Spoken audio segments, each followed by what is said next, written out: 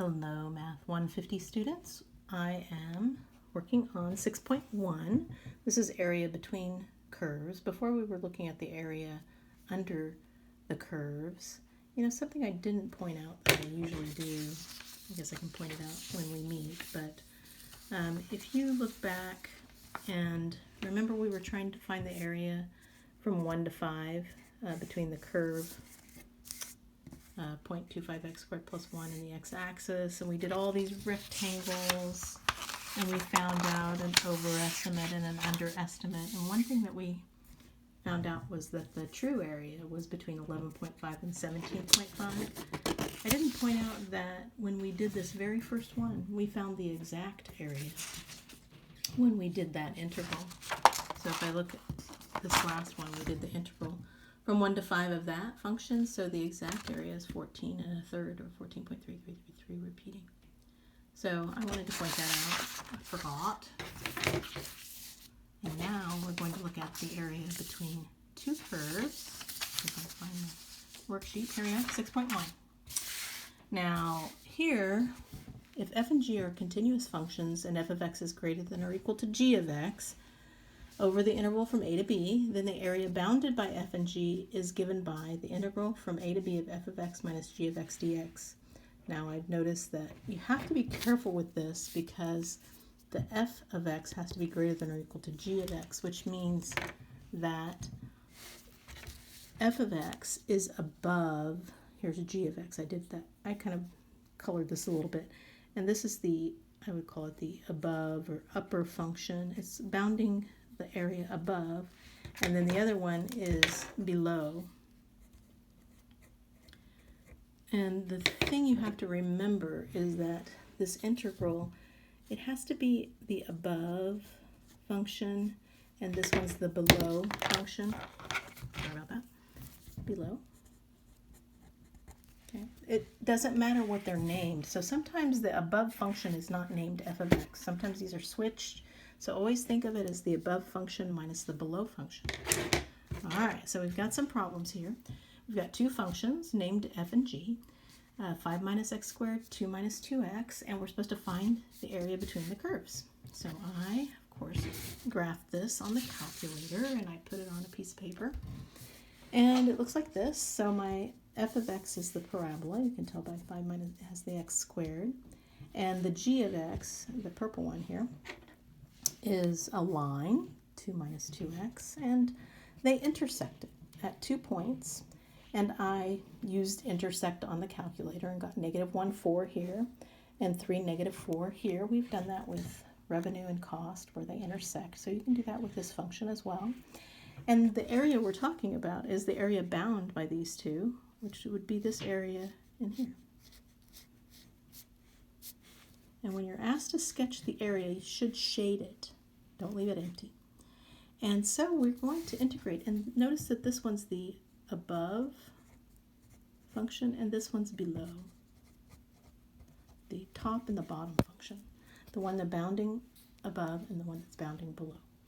Now the above function is the parabola, so that's going to be, and I wrote this down, I wrote the integral from a to b of the above function minus the below function.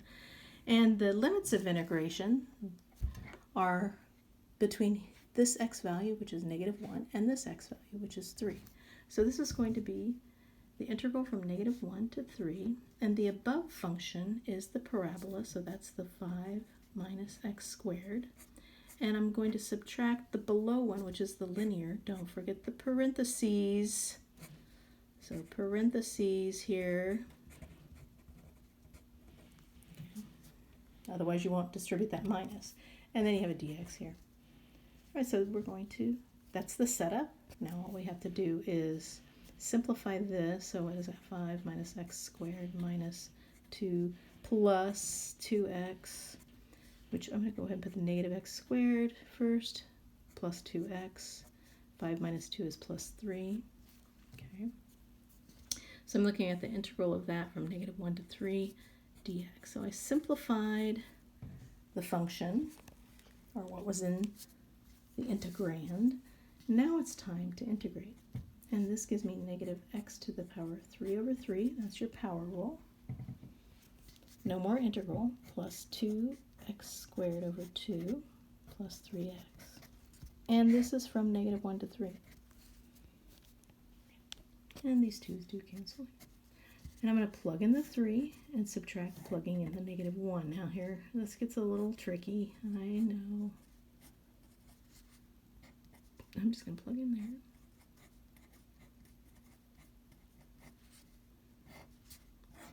I'm going to subtract, do I have enough parentheses here?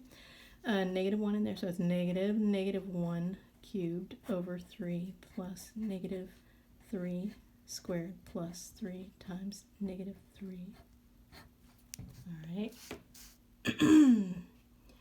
And now I probably would do this part first and then subtract this part, and I'll leave that to you. I got 10.67. All right, I'll show you. So on my calculator, I'm looking at negative, and then I've got 3 to the power of 3. I've just got bad lighting in here with this. Maybe this will help. Let me bring over my little lamp. Oh, that does help. Well, okay, there's a glare. All right, never mind. So I'm doing that, plus 3 squared plus 3 times 3, like that. And if I hit enter, I'm getting -2. Oops, I forgot a plus sign. See, that's why I'm having you do it. This is what is supposed to be in here, a plus sign, I think. Let me check.